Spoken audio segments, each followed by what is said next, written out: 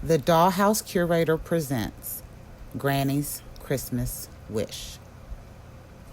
In an itty-bitty town unknown to most but home to many, lived my granny in this itty-bitty city.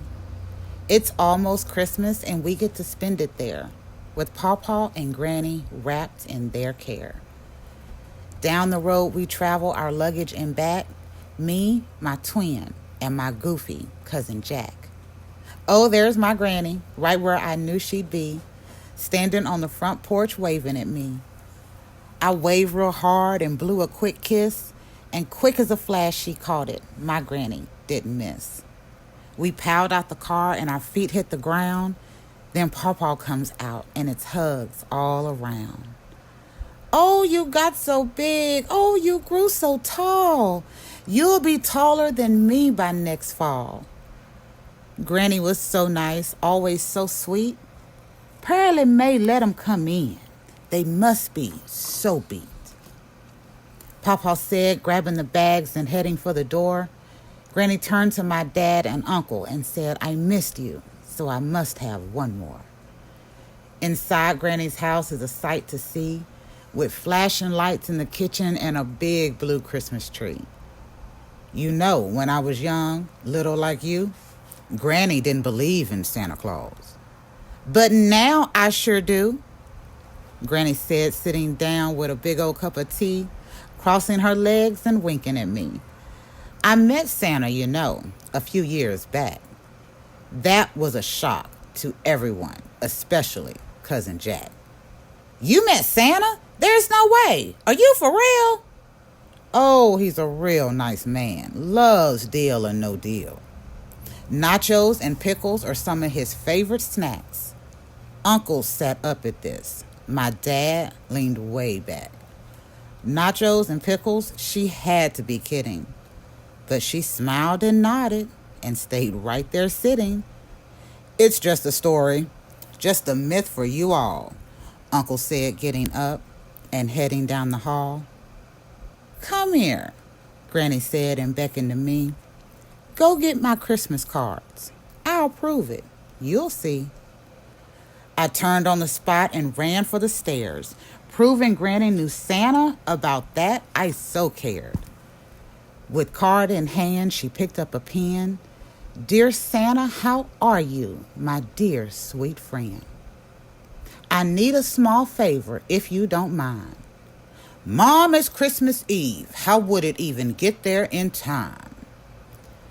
Dad had a point. The letter could miss. I got my ways. Don't worry about this. Granny finished the letter and gave it to me. Read it to yourself. Only you can see. I read it once and then again real slow. Granny's wish was big. She wanted Christmas snow. It was 80 degrees, a real Texas December. When he pulls this one off, it'll be something to remember. She said in a whisper and gave me a kiss.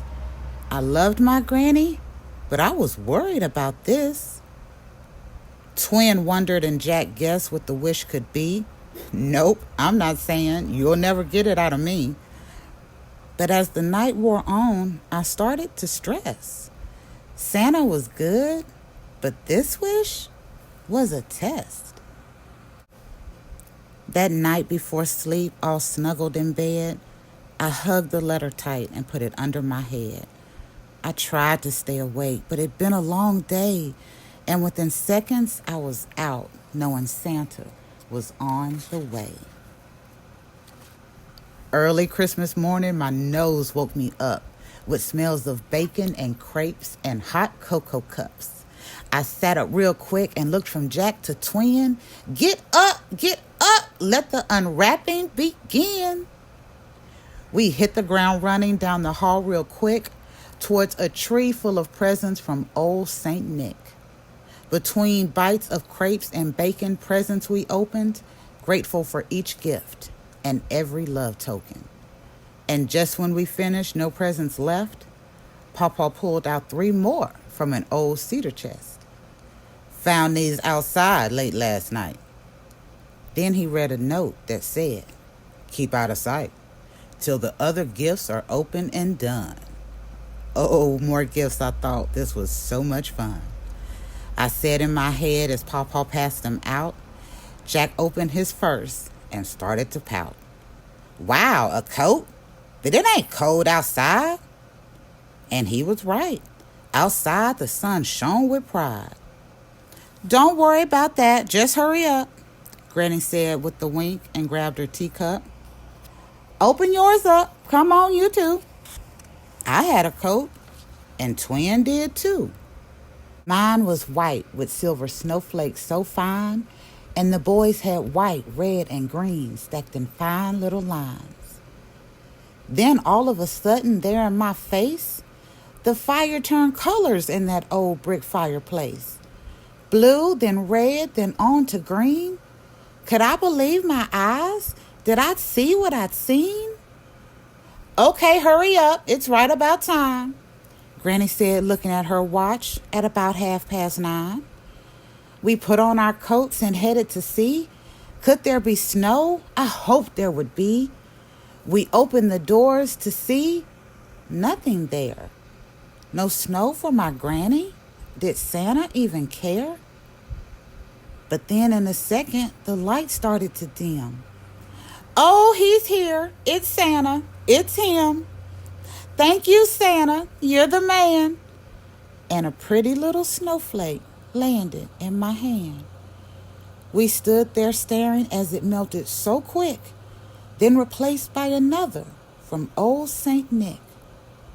More and more snow started to fall, and off in the distance we heard Santa's call. "Ho, ho, ho, Pearly May, enjoy this sight." And Santa and reindeer disappeared in a flash of light. I turned to Twin and Jack. "It's true, it's true. Go get the ladder, I'll show you." "Once there's enough, we'll build a snowman."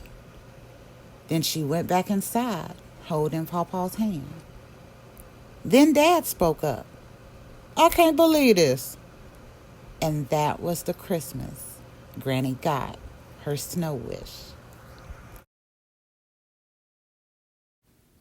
We hope you have enjoyed this presentation of Granny's Christmas Wish, brought to you by the Dollhouse Curator and family. Merry Christmas from our family to yours.